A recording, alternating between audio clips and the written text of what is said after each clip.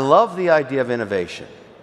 The money center banks have been sitting on their hands for years, crapping on the crypto industry, but it's not about Bitcoin. Nothing to do with Bitcoin. It's digital payment systems. That's the potential. That's the amazing opportunity we have here. The reason that will be important and why we'll get price appreciation on Bitcoin is the minute that happens, it will signal the move to the next act, the Market Infrastructure Act. And why that matters to everybody in this room is we will finally determine, is Bitcoin a commodity or a security? And when that is determined and regulated, Katie bar the doors, $1 trillion will come and index that asset. Let's all hope that happens while we're all alive here. Bitcoin is pushing the financial spotlight to new extremes, surging to an all-time high above $123,000 and currently consolidating with strength above the $119,000 mark. This breakout follows a month of historic momentum. June closed with record highs and technical signals continue to flash bullish, thanks to relentless institutional demand and surging ETF inflows. Analysts remain optimistic, projecting that Bitcoin could test the $125,000 to $128,000 region by late July, with price action strongly supported as long as BTC holds above $114,000. Major firms and funds are snapping up large allocations, highlighted by recent high-profile acquisitions and mirrored by a steady uptrend in whale accumulation. On-chain data and market sentiment point toward a potential new phase of price discovery if Bitcoin breaks above $124,000 in the coming days. The regulatory environment is likewise preparing for a major transformation. With Paul Atkins leading the SEC toward more crypto-friendly guidelines and bipartisan support for both market structure and stablecoin legislation, institutional doors are going to open wider than ever before. This expectation of regulatory clarity has prompted broad industry enthusiasm, positioning Bitcoin as a safer bet for traditional finance. Kevin O'Leary emphasizes the importance of this upcoming regulatory unlock, stating that clear regulations and formal recognition of Bitcoin as a commodity are the final obstacles holding back trillions of dollars in institutional money. As state-federal obstacles are overcome, the ground is set for a major acceleration in institutional adoption, converting current inflows from a steady trickle to a forceful flood. Before we continue, please support us by smashing the like and subscribe buttons. Remember to turn on your notification bell so you don't miss out on our latest content. Thanks for joining us again. Countries are progressively adding Bitcoin to their reserves as they seek to maintain competitiveness and independence in today's digital economy. This development indicates a change in how nations approach financial strategy, demonstrating that digital assets are gaining traction alongside traditional reserves such as gold and foreign currencies. By keeping Bitcoin, governments hope to keep up with technical advancements and avoid falling behind as digital currencies become more connected to the global economy. The move isn't just about diversifying portfolios, it reflects a forward-thinking strategy to remain influential in global finance and ensures countries are prepared for shifts in monetary power as technology transforms payment systems and trade. Integrating Bitcoin into national reserves means these nations aren't just observing the rise of digital currencies. They're actively seeking a role in shaping how money and value are stored and moved in the future. This adaptation to a world where digital assets play a much bigger part in economic competition and cooperation is becoming more important as blockchain technology spreads and traditional financial boundaries change. Max Kaiser refers to this change as part of a wider hash war, highlighting the race among nations to secure their own influence in an increasingly digitized monetary system. Everyone comes to Bitcoin eventually. You get it at the price you deserve. Everything goes to zero against Bitcoin. Okay, Donald Trump's learning curve on Bitcoin just started. And, he's like a lot of people who come to Bitcoin and said, I just found Bitcoin. Here's how you improve it. No, you are second to Bitcoin. You will have to bend the knee to Bitcoin, just like everybody else. Bitcoin is on its own vector. What does the United States or the president that is in the election have to do, to bend the knee? He has to make Bitcoin legal tender. He has to start putting Bitcoin on the treasury of the U.S. government, and he has to start in the Bitcoin global hash war. Every country is not going to be adding Bitcoin to their reserve status to compete in the global hash war in the 21st century. That's World War Bitcoin. You have to have Bitcoin. It's a mad scramble to get more Bitcoin because the fiat money world is collapsing. So if you want to win World War Bitcoin, you need to start accumulating and hoarding and buying and stacking Bitcoin aggressively as soon as possible. Michael Saylor has doubled down on his bullish outlook, predicting Bitcoin will surge to $180,000 in this current cycle. He attributes this expected rally to powerful drivers like rising institutional interest, booming Bitcoin ETF inflows, and accelerating global adoption, all coming together after the 2024 halving has tightened supply even further. Saylor warns, however, that Bitcoin's legendary volatility isn't going away.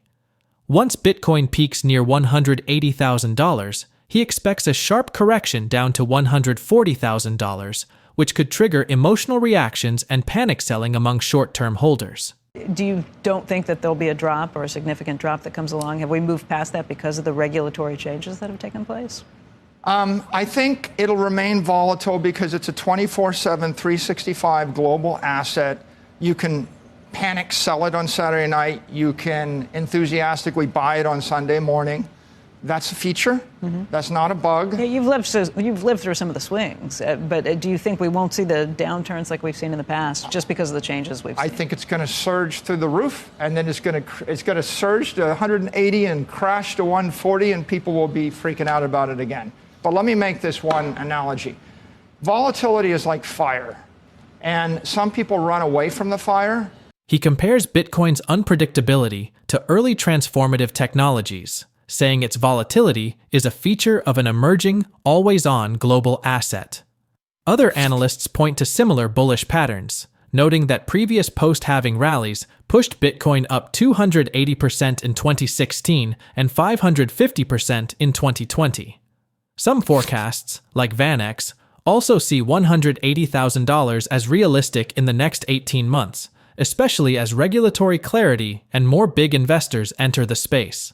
Frank Holmes describes the current crypto market as moving at full speed, with Bitcoin as a real-time price discovery tool that constantly reacts to news, disagreements, and new trends.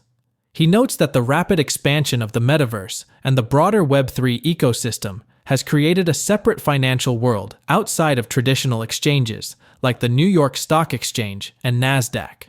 The crypto space is now so significant that current policies are being designed to integrate these digital assets into the traditional financial system, setting the stage for a major transition. I think it's going full throttle, and Bitcoin as a price discovery mechanism is saying, yes, it's going to happen. It comes off because someone disagrees and then goes back up because something else is evolving. But we're in a super cycle like we are in AI. These are two important super cycles. And the metaverse of the crypto Web3 ecosystem has been growing so significantly outside of the New York Stock Exchange and NASDAQ as we know it. It's created its own ecosystem. And now these policies are going to integrate them. They're going to merge them. And I also believe that for President Trump, the idea of the stablecoin is to really make the dollar strong because we have China pushing and Russia to de-dollarize, to harm the US dollar, to knock it down as the best currency to trade around the world. And so I think this thesis, this policy is really positive for the crypto ecosystem. What's happened in Washington, very few have been aware and dismissive because they listen to bank lobbying groups that have been trying to debank anyone in crypto.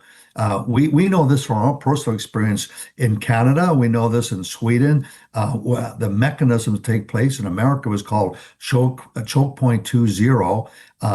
And I think we're going through that sort of friction, lots of friction transition where the digital world will take off like a rocket to Mars. Well, I think short term it's going to $500,000. And the long term, it's very conceivable to be at $10 million. Because what happens is that one Bitcoin is worth 100 million Satoshis, and they're less than a penny. When they go and trade at a penny, that means Bitcoin's at $1 million. So when people go to Schwab and go and buy a HODL, a Bitcoin ETF, they're basically buying Satoshis. And for $1,000, they're getting almost 1,000,000 Satoshis.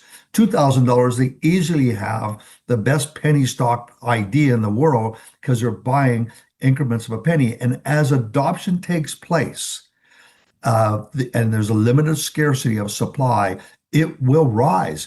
I think by Christmas, I think that's the potential, is $500,000 by Christmas, because the adoption goes through these exponential moves, goes sideways, and then all of a sudden it gaps up and the adoption process changes. So I remain very positive towards the industry, but we have to also recognize it's volatile. It's extremely volatile. So you have to have the discipline, buy the dip, stack your coins. If you want to put $50,000 into them, don't buy them all in one day. You buy them in 5,000s at a time. Buy the ETF at every time it has a down day. And I think the daily volatility is close to 5%. So anytime it's down 5%, you want to be a buyer. He believes the push for stablecoins under President Trump is mainly about strengthening the US dollar, as countries like China and Russia try to move away from using the dollar in global trade. Making stablecoins part of U.S. policy, Holmes argues, could help the dollar remain central in world finance by countering these international moves. He says many in Washington have not fully recognized crypto's potential, partially because of heavy lobbying from large banks opposed to digital assets. In his experience, similar resistance has appeared in Canada and Sweden, where traditional financial systems have tried to limit crypto's influence. Holmes describes the current situation in the U.S. as Choke 2.0, a period full of friction and resistance as finance shifts from traditional systems to digital ones.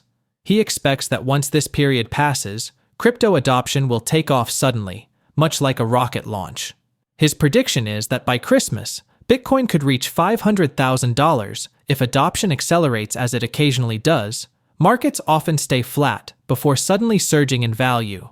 Although he remains positive about crypto's future, Frank Holmes emphasizes its high volatility, suggesting that investors be patient and disciplined. He recommends buying in smaller amounts during price dips, such as days when prices are down by 5%. This approach helps manage risk in an unpredictable market and maximizes long-term gains. All thought that $10,000 was a pipe dream and never going to happen, right? So I think Hal Finney was just like, a decade ahead of his curve in terms of thinking about that this could actually happen, right? So I think, because if everybody was 100% convinced that it's going there, it would already be there, right? And so there's got to be doubt about the pace of adoption, how much more money is, what the addressable market actually is. We don't fully know. I mean, I think Hal Finney's estimate is reasonable because still today, even though he made it, is because there is a lot of monetary premium where people are trying to protect themselves from inflation and save by, buying real estate. In some cases, they're not even using it. It's just vacant. But, there's a lot of that in New York and China and different places, right? And that is not a great thing because it makes housing less affordable. And if there was a financial product or a monetary instrument that did that for you, it would make housing more affordable. So it would improve, cost of housing, access to housing, quality of housing that you can afford on a budget.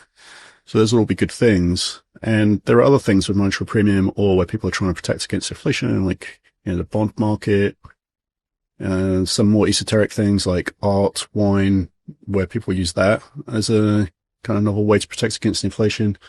And if you add all that stuff up, it's, 200 trillion is possibly a conservative estimate at this point because we've had a lot of inflation. Adam Back's optimistic perspective on Bitcoin reaching $10 million is closely related to the impact of Bitcoin's periodic halvings.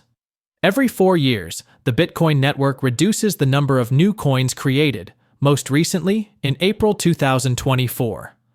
Back believes that these halvings are one of the most fundamental causes for Bitcoin's long-term price increase, as they make Bitcoin scarcer over time.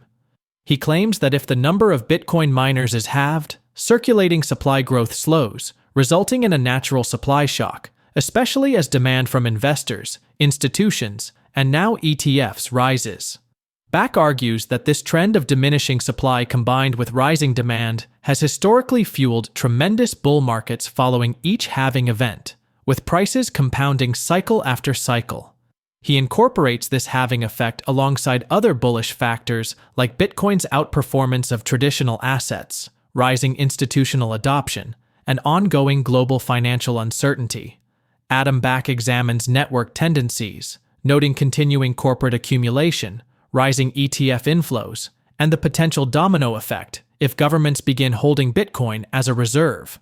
For Back, these data-driven considerations confirm his belief that Bitcoin's scarcity, driven by halvings, may realistically fuel a multi-million-dollar price, particularly over the next 2 cycles. Also, Senator Cynthia Lummis believes Bitcoin is set for a dramatic price increase, backing up her confidence with major policy moves in Washington. She's introduced a bold bill to create a U.S. strategic Bitcoin reserve, aiming for the government to accumulate 1 million BTC over 5 years, about 5% of all Bitcoin. Have modeling that shows that Bitcoin is going to increase dramatically and then more slowly over time. All of the Bitcoin, meaning 99% of all the Bitcoin that will ever be mined, will be mined in the next 10 years. So this asset has growth potential for the next 10 years that's tremendous. I think the American people should admire the fact that President Trump was foresightful enough to engage in the digital economy. Everyone is going to be involved in this economy in one way or another, and I'm proud of the president for choosing to engage in this very promising component of the economy. Lummis says this reserve would help protect the U.S. dollar from inflation and cement America's role as a global financial leader, especially as nearly all Bitcoin will be mined in the next decade. Her plan involves the Treasury securely storing these assets and holding them for at least 20 years, only using them to help pay down the national debt if needed. She's not the only one making moves. President Trump has also backed federal Bitcoin accumulation and pro-crypto policy, signaling mainstream acceptance at the highest level. Analysts predict news like this could cause a supply shock, with a short-term price surge of 25 to 50%, and even bigger gains if the U.S. executes the plan over several years. Bitcoin just broke above a 7-year trend line on the logarithmic scale, a major technical milestone that analysts say signals a new phase of market strength. On a log scale, Bitcoin's price history looks smoother and more consistent, and breaking this long-term resistance often marks the start of accelerated moves, with previous trendline breaks triggering major bull runs. This breakout, confirmed on monthly charts, positions Bitcoin in uncharted territory, with strong buying pressure and all-time high closes on several timeframes, fueling projections toward $150,000 to $200,000 by the end of 2025. Technical models like the logarithmic growth curve and power law show Bitcoin's exponential growth over time, turning explosive short-term moves into more predictable trends and helping traders spot big support-resistance levels cycle after cycle. The log breakout also aligns with fundamentals. Recent halving has cut supply, while demand is up from ETFs, institutions, and even discussions about national reserves, creating a possible supply shock and stronger bullish case. Welcome back, Ray. You see Bitcoin rising to $150,000 a coin. And I read your stuff. So when does it get there? It's going to happen in the next 6 months, and this is the golden age of digital assets, Stuart. What's going to happen is we've seen the rulings come in, and we're seeing everything from the crypto regulations, the ability to get to the Clarity Act, the Anti-CDBC Surveillance State Act, and the Genius Act. They're all coming through, as we heard. The White House cut some deals overnight, and that's really driving the run to Bitcoin. And then the other piece is we're hoping interest rates do come down, and when they do come down, what it does is create a devaluation of the dollar, meaning people are going to go to growth assets and actually risk on activities. So I think that's really why we see 150,000 on the Bitcoin side. That would be quite a move, wouldn't it? They're from 120 to 150. I'm trying to do the math. That's about, what, 25%, something like that? Definitely. And it's going to happen because what you're going to see is you're going to see more countries actually have Bitcoin reserves. That's going to actually add for demand. And I think that's the other piece. And of course, having the regulations in the US means we're going to increase the Bitcoin conversion. So you'll see more companies like Circle emerge in terms of having the ability of stablecoins. Fox Business just reported that Bitcoin could potentially hit $150,000 within the next 6 months, with tech expert Ray Wang saying, It's going to happen in the next 6 months. This is the golden age of digital assets. Here's why they're so bullish. Upcoming regulation. The US is close to passing major crypto market structure and stablecoin bills, which experts say will attract trillions in institutional money once there's clear regulatory guidance. Institutional demand. Bitcoin ETFs are seeing record inflows, with big Wall Street players like BlackRock and Fidelity leading the charge. This is fueling consistent demand even as new supply shrinks post-halving. Macro trends. Falling interest rates and concerns over the weakening dollar are making Bitcoin look like a strong alternative for investors, adding to the momentum. Global adoption. Growing acceptance worldwide, especially discussions about governments and central banks adding Bitcoin to reserves, are making headlines and reinforcing the scarcity narrative. Technical analysis. Bitcoin has broken above a 7-year logarithmic trendline and is closing monthly candles at new all-time highs, historic signals that usually precede major bull runs. For these reasons, analysts on Fox Business and across the crypto space believe we're in a golden age for digital assets, with $150,000 in sight if the floodgates open and institutions keep piling in. As we wrap up, what price milestone do you believe Bitcoin could realistically reach in the next year? What do you think is driving so many investors to choose Bitcoin over traditional assets right now? Please drop your thoughts in the comments below, share this video, and hit your thumbs on the like button. Thanks for watching. Don't forget to subscribe.